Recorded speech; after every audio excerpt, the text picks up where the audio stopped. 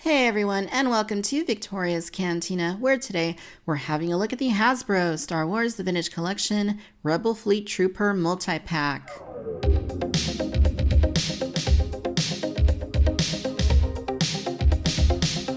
Alright, so in the US, this is a Shop Disney and Hasbro Pulse exclusive. And it's really cool to get more of these multi-packs. I know I've talked about it on the Vintage Collection podcast, about how this format is pretty darn awesome. Just thinking of all the possibilities we could get. Clone Troopers, Snow Troopers, Death Star Gunners, Endor Rebel Troopers, Rogue One Rebel Troopers. All kinds of possibilities here, and I'm all here for it. Keep giving us more of these. As for the box, if you saw my review of the Stormtroopers last year, then it was basically the same style box. It's basically just a white box. There's nothing too exciting about it. The artwork is pretty basic. It looks cool. I like what they did here. And at the back, you see some of those characters again. So what I want to do is just go ahead and get it open, show you what the insides look like. And it's basically going to be the same thing we saw before.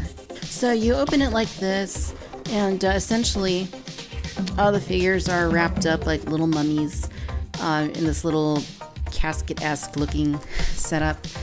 You get your instructions, you get some guns, and then each of the figures is individually wrapped. Alright, so once you get these guys out of the box, this is what you're left with. You have 4 figures, 3 3/4 inch Vintage Collection, Rebel Troopers, pretty awesome. And they're each and every one of them the same mold, basically. The heads are different, completely unique, different head sculpts, but the figure base is exactly the same. Probably the most unique one of them all is Captain Antilles, who of course you may recall from A New Hope. He's the guy that Vader chokes out for not giving up, whatever the rebels are up to. And yeah, so they painted him in his own unique color palette, and they give him his own unique head sculpt.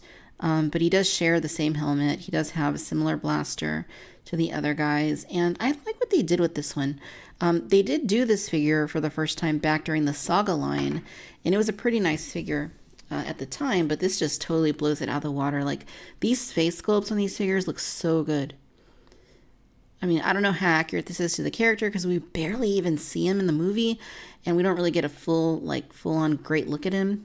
But this is probably pretty close. Maybe this looks more to how he looks in Rogue One, because we do see him a little bit better in Rogue One, very slightly. But I really like just how nice the face looks. The paint is great. The hairline looks nice. A little Tom Hanks-esque, I would say. And then I just love the matte paint of all of these guys. Very matte. There's no gloss. Doesn't look weird. It looks really nice. They did a really good job with the paint on these guys. Sculpting is a little bit dated because it does date back to earlier in the Vintage Collection when it first came out in the early 2010s. But it's not bad. It still holds up pretty well. There's really not a whole lot they could do to update this other than increase the level of articulation that the figure has. But I really like the way that it looks. I think it's perfectly adequate. I don't think they really needed to resculpt it in this case. I really, really dig it. Really dig it.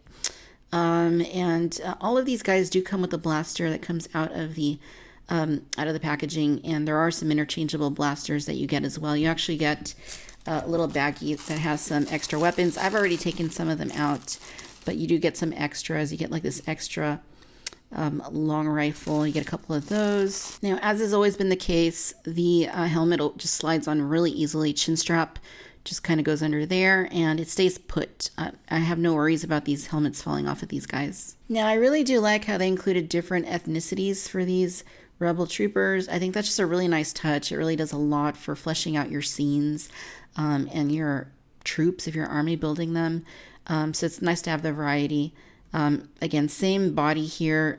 These other guys, they do have this removable ammo pouch, bandolier, leg delier, I don't know, because they're on his leg thing, and you just kind of put it around his leg like this, and there is a little hole there in the back, and you're just going to peg it in place like that. Once you do that, it stays put. It's not going anywhere. And again, just really nice looking figure, and I'll go ahead and take the helmet off so you can get a better look at the portrait. It looks great. I love the way this guy looks. Really, really nice. I'll go ahead and bring this guy in so you can see him too. Now, this guy does have a really nice head sculpt as well. I do feel like this one looks a little more comic booky, or a little more animated, but it's really nice. I like the windswept hair and the expression. He looks very stern. He looks like he means business. Again, the figure, his body is going to look exactly the same. Really nice matte paint once again on all of these guys. And yeah, I'm just really digging what they did with all of these. And then here's the last one right here. This one looks great as well. Take his helmet off. Look at that. That's awesome. What an awesome looking head sculpt. All of these just look so good. These are some of Hasbro's best head sculpting. I don't even know if they're actually based on real people, which is really interesting. I just really dig what they did with these guys. And I have this guy with the bigger gun. I don't know what the guns are called. I'm sure I'm going to get a bunch of comments saying what the gun is called and saying I don't know guns. I don't. I'm just here to talk about toys. I like toys. All right, so really cool. I want to compare to the previous one that came out. This is the one that came out in the Tana V4 playset. So this one came out in the single card in that playset, which was a repaint of the one that came out in the Vintage Collection 1.0. And I'll just show you the head sculpt on him for a comparison to some of these newer guys. Like, wow, it's just kind of night and day. Like, this isn't bad, but I mean, it definitely looks like it's a head sculpt from a decade ago. Whereas this, and I mean, really any of these guys that you pull in, I mean, they just look so much better. So much better. It's just really night and day, to be honest. Like how much better these newer guys' head sculpts look than this.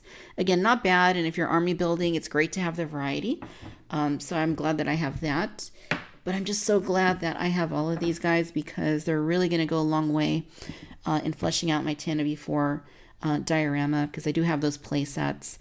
And if I connect them all together, connect several of them together, well, then I'm going to want to build up as many of these guys as I can. I'm just trying to grab them all here right now so you can see them all once again. Let's talk articulation, because the joints are going to be the same on all of these figures. Okay, and again, it dates back to that early 2010s figure, sorry, that I was talking about. So you do get a ball joint here at the head, so you get some okay movement with it. You know, your side to side's good. Insert molded joints here at the shoulder, same thing here at the elbows. So you do get a good 90 degrees. Here at the wrists, you do get rotations. You get a rotation here at the waist. The hips are going to go out, not a full 90, but they go pretty well. Insert molded joint here at the knee. So pretty good articulation there. It does go 90 degrees. You have a bend and a swivel here at the ankle. So again, they could have updated the articulation on these guys. I don't know that it was entirely necessary. But yeah, if you would have had butterfly shoulders or rocker ankles or ball jointed hips, I mean, those could have obviously helped with posing and, you know, display options. But for what it is, I think it's quite decent. All right, and here you can see what these guys look like if you do have the Tana V4 playset, and I certainly hope you do. Don't miss out on that. It's a really great backdrop. You can still get it online pretty cheaply, so, you know, don't miss out. You're really going to want it if you have this figure set. It does wonders for your backdrop. Even if it's not the most fancy, most sturdy diorama, it still looks quite great. All right, ladies and gentlemen, so there you have it. This is the Star Wars The Vintage Collection Rebel Trooper 4-pack. Honestly, for the $41 that this set retails for, you really cannot go wrong. It's a good value, and just considering how nicely they updated these figures with the matte paint, the great new head sculpts, and just the variety that is included here, I'd really like it, and I think that they look great in the diorama. And if you're building out your Rebel troops, you're going to want to buy multiples of these sets. Now, I have seen some reports online where people have been receiving like 2 right hands and 2 right feet, that kind of thing on some of these. I haven't seen that myself. I've opened 3 of these packs and none of them had any issues. I'm pretty content with mine. I feel like the QC is pretty dialed in on my sets. So no complaints from me. I'm a happy customer. And again, I really can't wait to see what else Hasbro decides to do with this format, because I think there are many possibilities.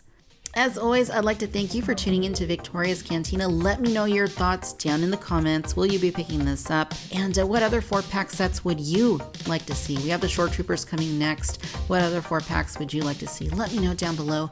Be sure to like, subscribe, and check out the Vintage Collection podcast if you haven't already, available wherever you get your podcasts. Once again, I'd like to thank you for tuning in to Victoria's Cantina. Until next time, bye-bye.